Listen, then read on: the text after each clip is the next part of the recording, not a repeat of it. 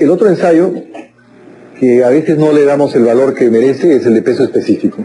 El peso específico que se realiza cuando es un suelo fino en un matraz y cuando es un suelo granular en una probeta, consiste en establecer cuál es la relación que existe entre el peso de nuestro material con respecto al peso específico del agua. Es un ensayo relativo, y cuando nos dice que el valor, por ejemplo, es 2.65, nos está indicando que ese material pesa 2.65 veces el peso del agua. Cuanto más peso específico tenga, es un mejor material, porque el origen mineralógico que tiene es mejor, es un material más compacto, o mejor dicho, de partículas de mejor comportamiento, y está asociado el peso específico, como había dicho, a la determinación del grado de saturación. Si quiero hallar el grado de saturación, necesito peso específico de los sólidos y contenido de humedad. ¿De acuerdo? Y vamos llegando a los ensayos más, digamos, de mayor importancia. El primero de ellos es el ensayo de relación humedad-densidad, en el cual yo debo de establecer cuál es la cantidad de agua que debo incorporar para alcanzar la mayor densificación del material. Nuestro reto es sacar la mayor ventaja del material que vamos a colocar. Si yo obtengo un excelente material de base, bien dosificado, con buena granulometría, que cumple todos los parámetros, y simplemente lo extiendo, no lo compacto, y coloco encima de eso una carpeta de herradura, ¿qué va a suceder? No va a comportarse adecuadamente. Entonces, el material, para que sea completo su desempeño, hay que densificarlo. ¿Y por qué necesitamos densificar? Porque cuando las partículas se aproximan más unas con otras, tienen una mejor respuesta estructural. No olvidemos que la base granular y la subbase, cuando son compuestas por partículas o fragmentos, el desarrollo de la resistencia que tiene es por contacto entre partículas. Cuando aplico la carga, las partículas que están unas junto a otras reaccionan.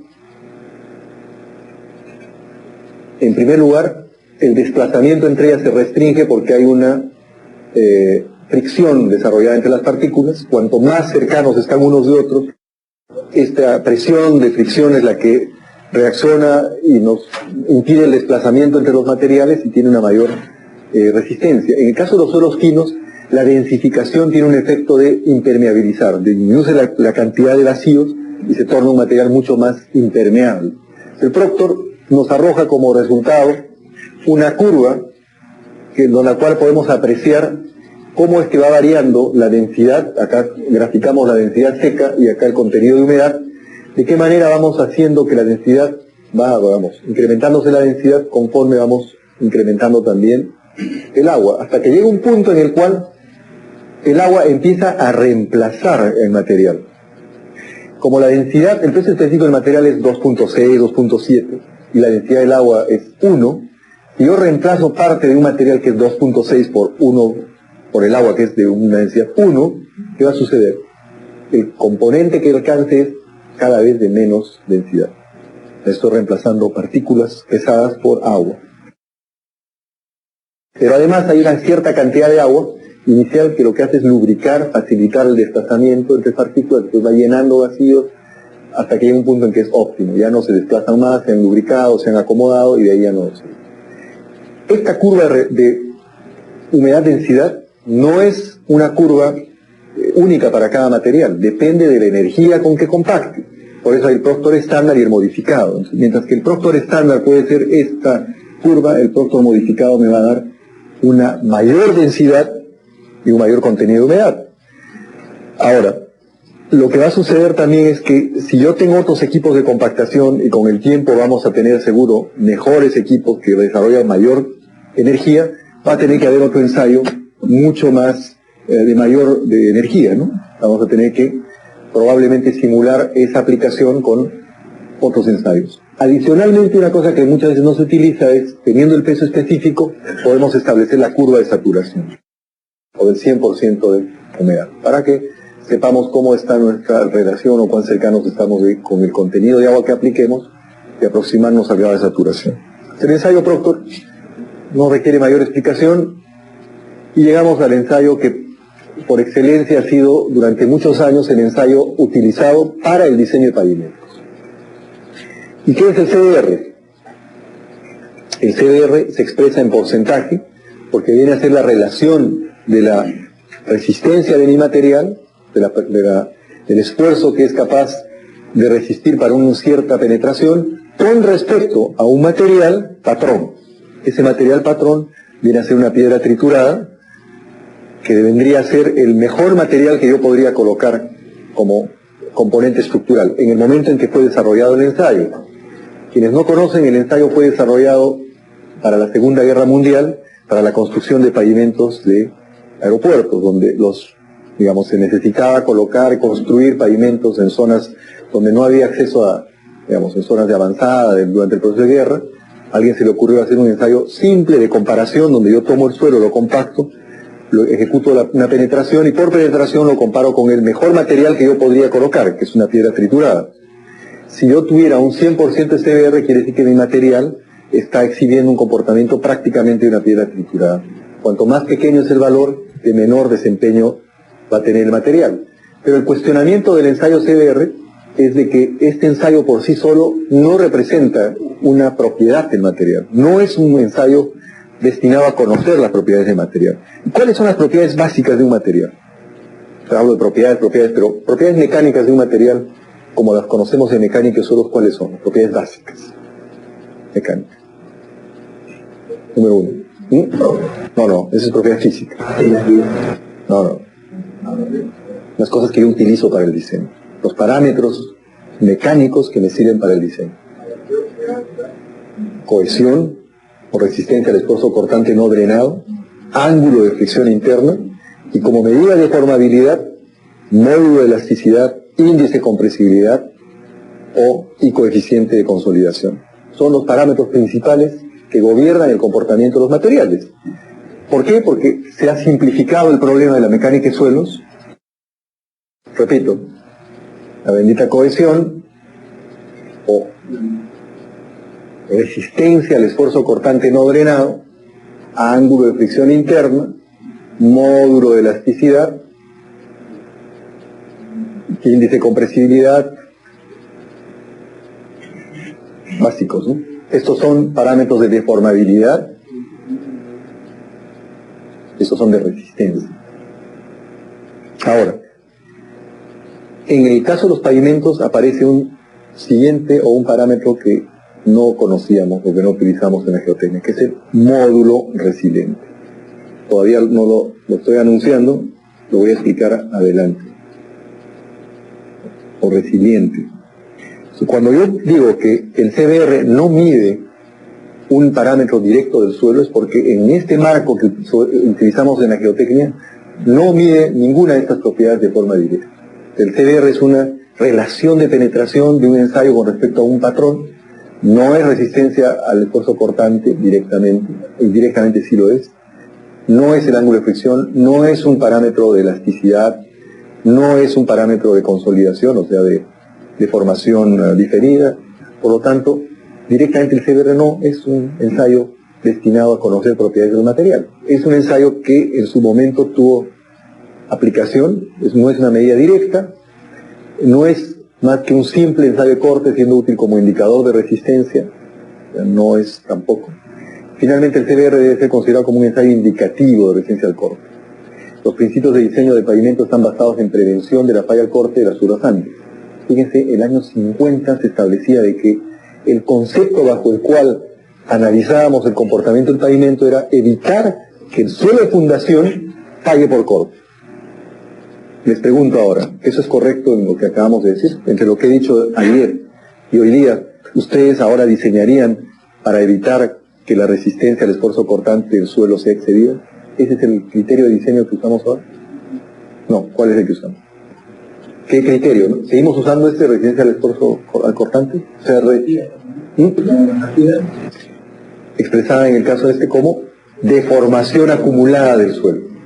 Entonces ya no pensamos en esto, no nos interesa que falle el corte, porque para que falle el corte tendría que movilizarse el material a un punto en el que va a comprometer toda la estabilidad de la estructura. O sea, para que un suelo desarrolle su resistencia al corte, tiene que movilizarse, desplazarse, no es posible que... Y nuestras fallas en el pavimento estamos hablando de rangos de deformación muy pequeños comparados con el la deformación que requería el material para fallar por corte. Entonces, de ahí que el CBR no es un ensayo que representa la forma en que el suelo va a reaccionar ante una carga de un vehículo. ¿Cómo va a reaccionar ante la carga de un vehículo? Cuando está el pavimento en servicio y aparece una carga, vehículo, ¿qué va a suceder con el suelo que está acá? Va a recibir un nivel de esfuerzo, pero la magnitud en la cual se debe deformar, el rango dentro del cual se debe deformar, debe ser muy pequeño, porque si yo hago que trabaje a rangos elevados de deformación, ¿qué va a suceder con el suelo? Va a tener deformaciones no recuperables. O sea, básicamente va a dejar de ser un suelo con un comportamiento asimilable a un comportamiento elástico. Todo mi sistema se va al diablo, porque todo lo que yo he planteado es que el conjunto de elementos va a reaccionar de una manera elástica. Es un sistema elástico, quiere decir que recupera parte de su deformación. Parte se torna no recuperable, pero la mayor parte es recuperable. Y es por eso que puede resistir muchas repeticiones de carga.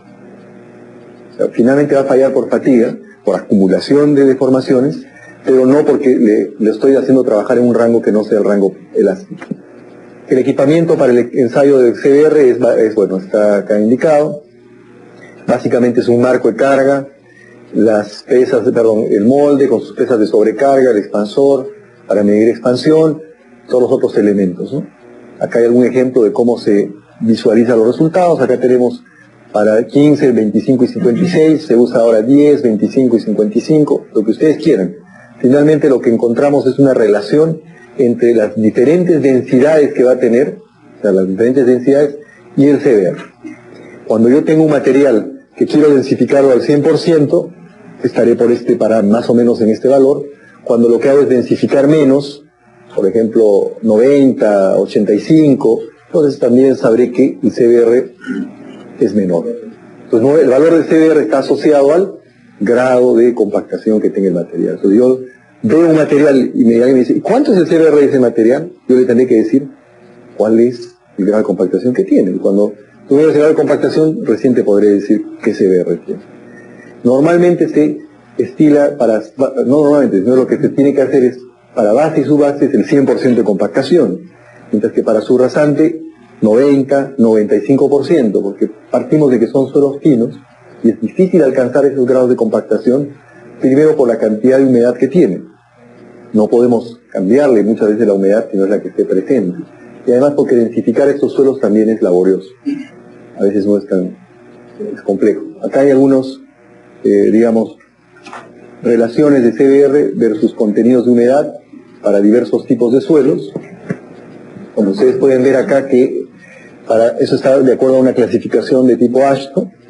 Para suelos cuanto más finos son, miren, este es un suelo A4, son arenas con limos, el CBR es poco sensible a los cambios de humedad hasta un cierto punto y ahí es extremadamente sensible al contenido de humedad.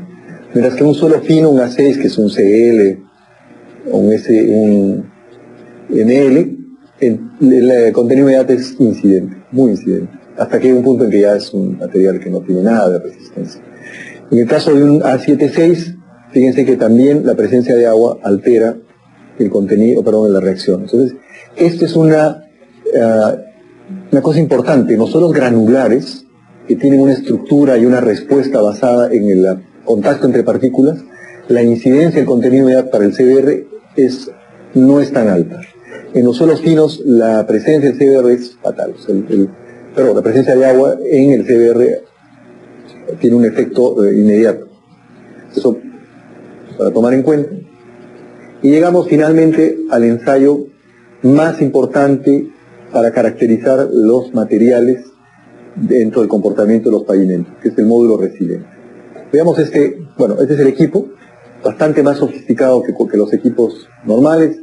Es una especie de triaxial, porque está la muestra confinada dentro de una cámara, se le aplica presión de confinamiento y también presión vertical. La gran diferencia es que el actuador o la aplicación de la carga es una carga dinámica, no es una carga continua como la que se hace en el CBR, y que el ensayo no es un ensayo destructivo. Yo no llego hasta que la muestra falle, sino que es lo que trato de conocer, es cómo va a reaccionar el suelo ante las cargas del tráfico. Las cargas del tráfico, ¿cómo son? Son dinámicas, quiere decir que no se acomodan y se apoyan y están presentes todo el tiempo, sino que aparece la carga, empieza el suelo a sentir de alguna manera la carga, y después cuando ya se ubica en forma vertical por encima es donde tiene la mayor intensidad y después se va retirando. Entonces hay una rotación de esfuerzos del suelo que se podría considerar como una aplicación sinusoidal de la carga, y además se trata de cargas que no llevan al colapso del suelo, pero sí en forma repetitiva van a llevar a una falla por fatiga. Adicionalmente, los niveles de esfuerzo que están aplicando acá son menores, son pequeños, no está llevando al colapso del material. Eso es el ensayo. Es una especie de módulo de elasticidad, por decir de alguna manera, para la aplicación de cargas repetitivas, bajo un cierto nivel de esfuerzo. Entonces, módulo resiliente es igual al esfuerzo desviador entre la deformación recuperable. O sea, donde ustedes analicen el módulo resiliente, repito, que tiene las mismas unidades que el módulo de elasticidad, y lo podemos asimilar como un módulo elástico en la medida en que se trata de una relación de esfuerzo y deformación en el rango recuperable, en el rango elástico. Acá vemos un resultado. Se puede ver de que conforme voy aplicando una y otra vez las cargas, lo que estoy generando en el suelo es una deformación no recuperable, pero hay otro rango de deformación recuperable. Y la carga, mejor dicho, la deformación no recuperable es acumulativa, y esta va a llevar en algún momento hasta la falla del pavimento. ¿De acuerdo? Primera interrogante: ¿los suelos finos son plásticos? ¿Son elásticos? ¿Cómo son los suelos? Elásticos. ¿Qué opinan el resto? ¿Plásticos o elásticos? ¿Por qué son plásticos?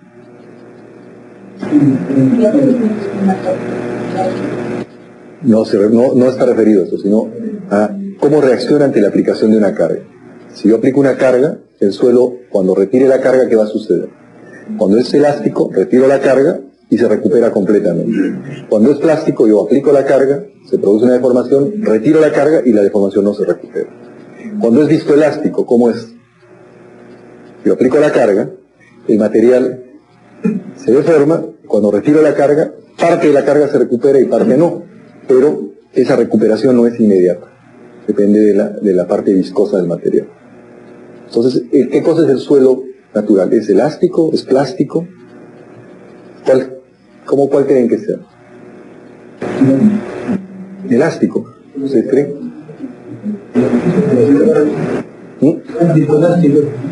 ¿Cómo ambos? Elastoplástico. Esa es la respuesta. Es elastoplástico. Es elástico en un rango de deformaciones pequeño, y después, cuando el rango de deformaciones es grande, se torna en plástico. Es la mejor prueba. Ustedes toman un pedazo de suelo, si lo ajustan muy poquito, retiran y el suelo no va, no va a verse afectado. Pero si le dan de alma, después sacan la mano, van a pensar que va a regresar como una esponja. El suelo se quedó deforme, con esa deformación. Exactamente eso está tratando de mostrarle. Hay una parte, de recuperación elástica y una parte plástica no recuperable. ¿Cuál es el reto del diseño del pavimento? Que yo trate de llevar mi material en la mayor cantidad de tiempo a un rango elástico. Entonces, vuelve a nuestra mente lo que les dije, que era el diseño de pavimentos. El establecer espesores y rigideces para que nuestra estructura se mantenga bajo un cierto nivel de deformación. Entonces, si yo diseño pavimentos es para que todas las deformaciones que le voy a ocasionar al sistema estén dentro de lo posible en un rango elástico.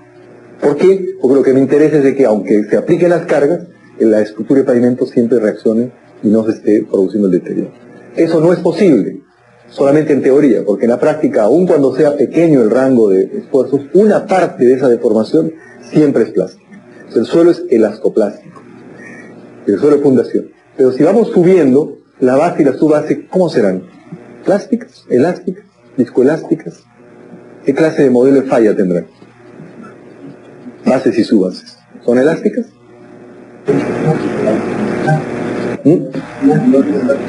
Elastoplásticas también. La diferencia está en que el rango en el cual trabajan en elasticidad es mucho mayor que el del suelo de fundación. ¿Por qué?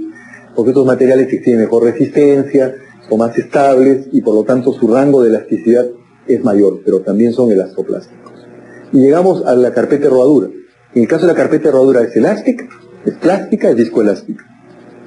Es viscoelástica. Porque es dependiente de la temperatura y dependiente de la frecuencia de carga. Quiere decir de la rapidez con que circula la carga. Cuanto más rápida es la carga, la reacción del material es mejor. Cuanto más lenta sea la carga, mayor daño le ocasiona, porque hay una mayor, un mayor rango de no recuperación de deformación. Por eso que un pavimento asfáltico, cuando circulan cargas pesadas y lentas, se afecta mucho más que con las mismas cargas que pasan rápidamente, por el comportamiento viscoelástico. Y una losa de concreto, ¿qué será? Elástica, elastoplástica, viscoelástica. Es básicamente elástica, a menos que la relación entre el módulo, la carga aplicada y el módulo de rotura sea mayor a 0.5 o a 0.45, en cuyo caso deja de su rango elástico y se fractura. Pero es un material, el concreto, que podríamos asimilarlo como un material elástico, aunque, sabemos que su curva de... Si graficamos lo que acabo de decir, un suelo va a tener probablemente esta curva de esfuerzo de formación. O sea, tiene un pequeño rango que es elástico y el resto es plástico. Un suelo granular va a tener esta figura probablemente, en la cual también llega a fallar, pero tiene una falla frágil, no tiene una falla que es así. No es como el suelo, que lo sigue ajustando, lo sigue deformando, en la grava no. Se desplaza y se descompone. Y el concreto es también así. El concreto tolera menos deformación, pero desarrolla un mayor esfuerzo para esta deformación, y es una falla donde se produce la falla y refractura y ya no hay más recuperación. ¿Sí? Eso vendría a ser un suelo blando, es un suelo, una grava, y esto vendría a ser concreto. Eso ya nos marca la diferencia en el nivel de análisis. Lo que yo estoy buscando es de que mi nivel de esfuerzos y por ende deformaciones sean pequeños, de tal manera que los materiales podría asimilarlos como el rango elástico. Este ensayo, que se llama módulo resiliente y fue desarrollado específicamente para pavimentos, representa la mejor forma de reproducir las condiciones bajo las cuales el suelo o cualquiera de las capas va a actuar. Acá hay algunos ejemplos de resultados y lo que encontramos es de que eso es para suelos granulares y eso es para suelos finos. ¿De acuerdo? Entonces acá hay que establecer cómo interpreto los resultados. Empecemos a pensar un poquito. Dice, estoy señalando de que el suelo no es completamente elástico ni tampoco plástico. Perfecto. De alguna manera tengo que tratar de entender cuál va a ser la reacción del suelo, o cuál va a ser la reacción del material.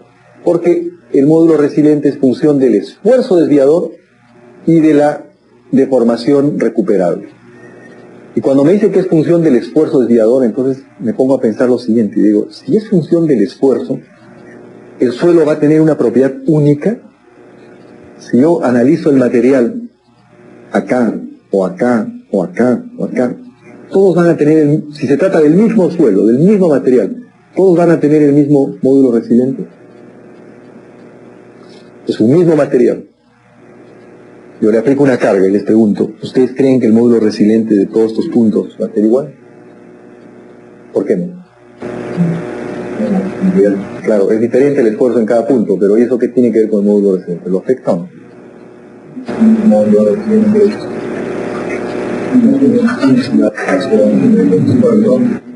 Correcto. Entonces, la propiedad de la reacción del suelo es función del estado de esfuerzos. Entonces, no es una propiedad intrínseca. Si ustedes recuerdan, C y Φ son propiedades, C es intrínseca y Φ depende de la presión que le estemos aplicando. O sea, C para nosotros era único. Cuando yo decía el módulo de elasticidad de ese material, para ustedes era un valor. El módulo resiliente no es un valor.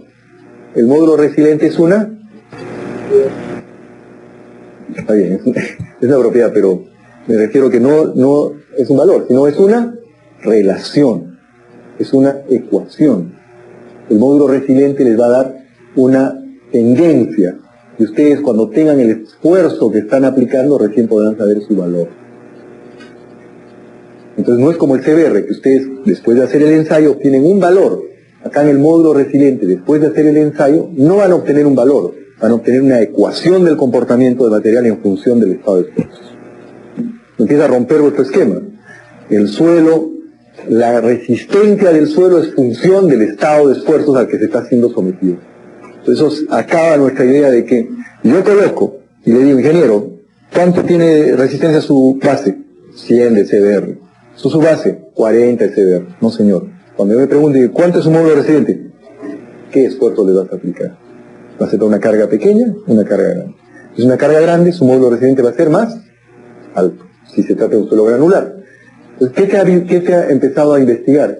Ok, ya eso es claro, depende del estado de esfuerzos. Pero tengo que establecer qué características de los esfuerzos voy a utilizar, o qué parámetros voy a utilizar para caracterizar.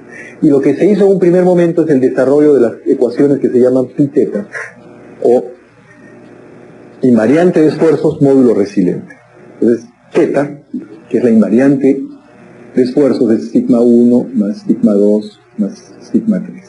Ese es el invariante de esfuerzos. Donde sigma 1 están en sigma 2 y sigma 3 sería estar acá sigma 3. Normalmente sigma 2 igual a sigma 3 y por lo tanto se simplifica la invariante de esfuerzos. Adicionalmente acá, a veces le adicionan el esfuerzo geostático, podrían utilizar, si no. ¿Qué nos está mostrando? Que lo que va a afectar a un suelo granular, es el estado total de esfuerzos. Y digo granular porque el suelo fino no se comporta de esta manera. ¿Y por qué le afecta al suelo granular el estado total de esfuerzos? Porque cuanto mayor presión de confinamiento tenga un material granular, mayor será su resistencia. ¿Parece contradictorio o no? Cuanto más carga le aplique, si todo el estado de esfuerzos es mayor, el suelo va a comportarse de una manera excelente.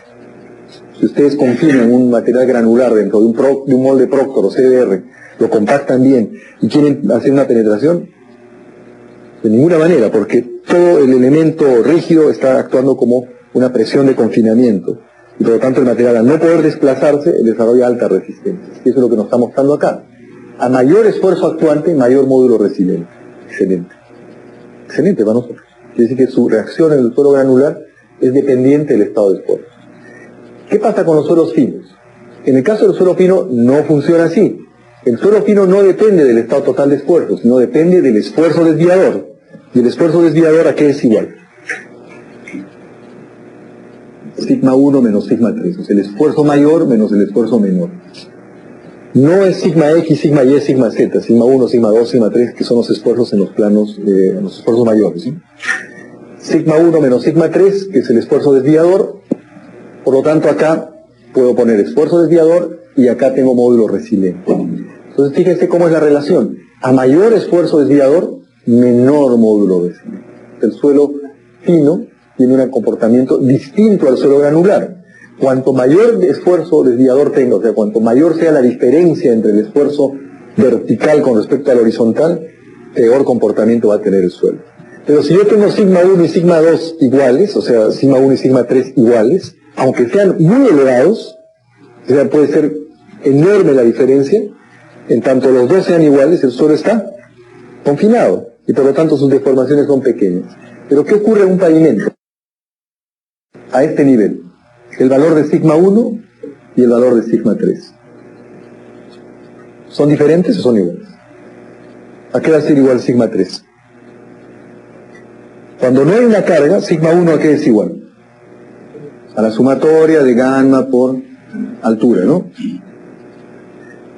Ese es su esfuerzo vertical 1 cuando no tiene carga. Cuando le coloco la carga, lo que hago es distribuir los esfuerzos y llegar a una partecita. Cuando hay carga, será más un delta de sigma por la carga. Y sigma 3, ¿a qué va a ser igual? A una proporción de esta, que es K sub 0, sigma 1. Por lo tanto, siempre sigma 3 en los suelos es una cantidad menor que sigma 1. Entonces, esa relación o esa diferencia hace que el comportamiento de un suelo fino a mayor esfuerzo desviador, menor módulo resiliente. Y esta es la ecuación. Entonces, ¿qué ha sucedido? Que se ha empezado a estudiar con los diferentes tipos de materiales y lo que se ha encontrado es que en algunos casos esta relación que se muestra acá de invariante de esfuerzos con respecto al módulo resiliente, para algunos tipos de suelos no es la mejor ecuación. Entonces hay otras ecuaciones constitutivas, así se denominan, que tienen una mejor correlación con los resultados. ¿De qué consiste el ensayo? Antes de que pasemos a otro. Consiste en colocar un material compactado a la densidad que yo quiero alcanzar, o una muestra del suelo natural, y lo que hago es aplicarle una secuencia de esfuerzos. O sea, le aplico un primer esfuerzo, un número de repeticiones, 200, mido las deformaciones. Le aplico un mayor esfuerzo, un mayor esfuerzo desviador, nuevamente 200 repeticiones y así. Repito el ensayo hasta obtener cada uno de estos puntos. Lo que hago es obtener diferentes puntos, porque estoy aplicando un cierto esfuerzo y mido su reacción. Aplico otro esfuerzo, mido su reacción.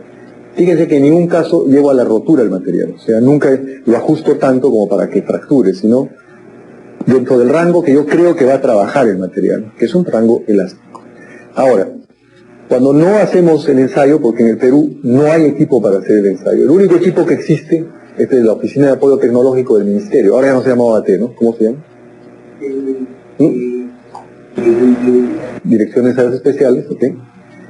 El único equipo que existe es ese y lamentablemente no está operativo. Está malogrado y pareciera que nunca más lo van a resolver porque es un equipo de fabricación inglesa, por ahí se malogró algo y ya, muy difícil. El otro equipo que existe es en la Universidad Nacional de Ingeniería, en el CISNIT, que puede ensayar con cargas dinámicas suelos finos, pero tampoco es un ensayo de módulo resiliente en estricto. Por lo tanto, lo único que queda, si alguna vez quieren hacer, es llevar a Colombia, a Chile, a la Argentina. No es tan costoso como ustedes creen. Para ciertas envergaduras de proyectos se tiene que hacer. Ya les comenté que en la carretera de San Mateo se mandó a Colombia. Tú mandas la muestra, luego costó $300 el ensayo. Los ensayos de suelos granulares son más costosos que los de suelos finos porque requieren una preparación del material. Pero si estoy haciendo una pavimentación de una cuadra, no voy a sacar por módulo resiliente, a menos que sea de costo reembolsable el equipo, me conviene gastar lo más posible. Pero no es el caso. Entonces, lo que voy a echar mano es a las correlaciones. Hago algún ensayo más simple como el CBR y busco una correlación con el módulo resiliente. Entonces me van a decir, pero no parece coherente. Todo este discurso de que los módulos resilientes son función de los estados de esfuerzos y al final agarro y lo relaciono con CBR. Lo que estoy haciendo es una simplificación bastante grosera, pero como muchas de las cosas que hacemos en ingeniería, no, son formas de seguir utilizando las metodologías a pesar de que no hemos hecho el ensayo debido. ¿Qué sucedió? Cuando originalmente se desarrollaron los métodos como ASH o Instituto del Asfalto, no existía el ensayo módulo resiliente. Ha ido surgiendo eso después. Los métodos han modificado sus estados de esfuerzo, sus ecuaciones para incorporar el aporte del módulo resiliente. Pero esa incorporación ha significado que todavía se pueda considerar el CBR como uno de los parámetros de medida. Más adelante, algunos años, quizás ya no vamos a utilizar CBR. ¿Qué ha hecho ASHTO 2002? Lo que hace es reconocer de que dependiendo del nivel de diseño, de la importancia del diseño, si yo tengo un nivel 1 de importancia, tengo que hacer módulo resiliente. Si tengo un nivel 2, debo de analizar si uso un módulo resiliente o alguna correlación, y si tengo nivel 3, puedo usar una correlación, a partir del CBR, a partir del ensayo de penetración, o incluso a partir de la clasificación del material. Ahora, hay otras correlaciones que no son las que acá he mostrado, es usual, pero también hay otras, algunas las más conocidas, 1500 CBR para valores menores a 12, acá hay otras correlaciones entre módulo resiliente y CBR, hay diferentes correlaciones, digamos, que ustedes pueden utilizar. Ahora, ¿cómo es que incorpora el módulo resiliente de diseño ASHTO 2002 y ASHTO 93? Entonces acá, un poco de atención, vamos a explicar qué sucede acá. En primer lugar, el módulo resiliente de diseño es consecuencia de la necesidad de caracterizar Hay diferentes estados de esfuerzos, hay diferentes condiciones de suelo, pero todos estos deben de ser finalmente traducidos en un valor de módulo resiliente para el diseño. Cuando ustedes revisen la guía de diseño del AASHTO 93, no van a encontrar el procedimiento que acá les estoy indicando. No forma parte de la guía originalmente. Después se publica, ante la necesidad de establecer un solo procedimiento, se publica una extensión, se llama panfleto, pero es una complementación del método donde se detalla cómo llegar al módulo resiliente de diseño. Y eso es lo que vamos a explicar. No digo que se utilice habitualmente, pero ese es el procedimiento.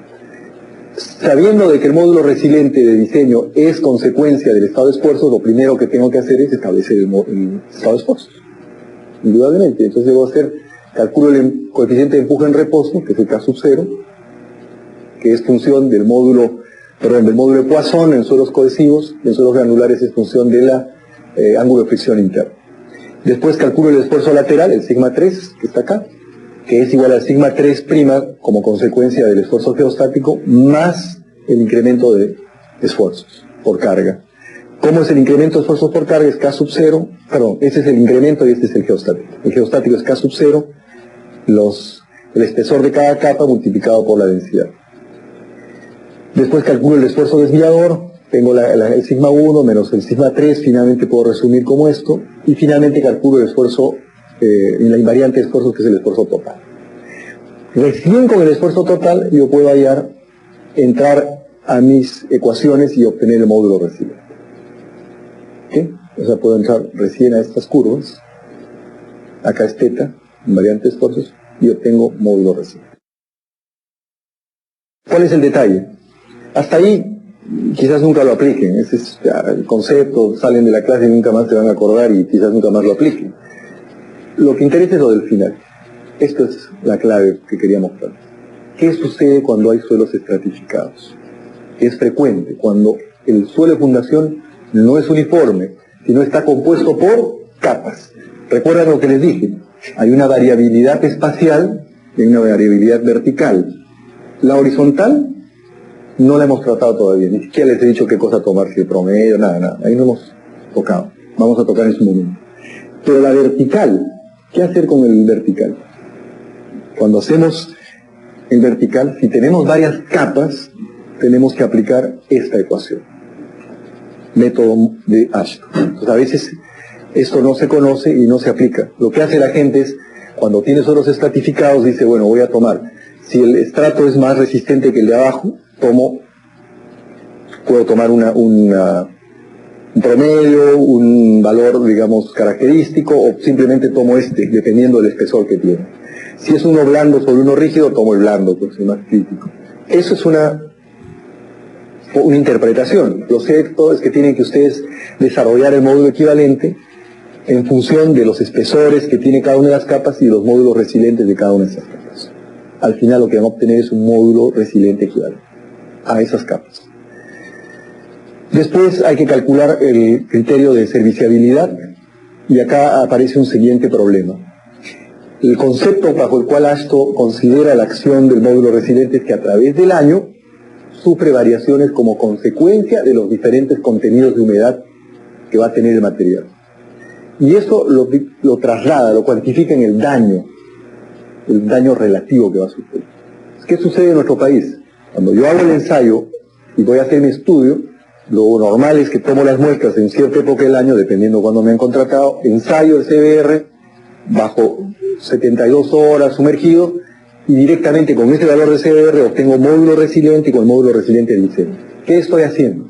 Lo que estoy produciendo es un diseño para la condición más crítica, donde consideraría una situación extrema en el año, donde está saturado el material. Y eso no es lo que dice AASHTO. Lo que dice AASHTO es que a través del año yo debo de colocar los módulos resilientes que le corresponden a cada periodo del año, cuánto de coeficiente de daño genera, y obtener un coeficiente de daño ponderado y después buscar para ese coeficiente ponderado qué módulo resiliente le corresponde. Entonces me dirán, oye, ¿y quién hace eso? ¿Alguna vez han visto hacer eso? ¿Alguna vez ustedes que han visto un proyecto han encontrado que el proyectista ha dicho, bueno, cada mes a mes varía, entonces nadie? No significa que no deba hacerse así, Actualmente nos está revisando el ministerio, nos ha exigido hacer esto. Yo llamaría una majadería porque nunca se ha hecho, pero no significa que no se debe haberse hecho. Es difícil, porque tendría que haber hecho varios ensayos a través del año. O si yo no puedo hacer varios ensayos durante el año, ¿qué es lo que tendría que hacer?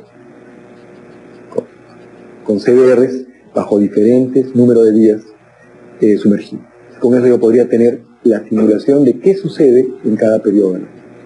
Y finalmente con eso calcular mi módulo resiliente representativo a través del año. ¿Y cuál es la variación?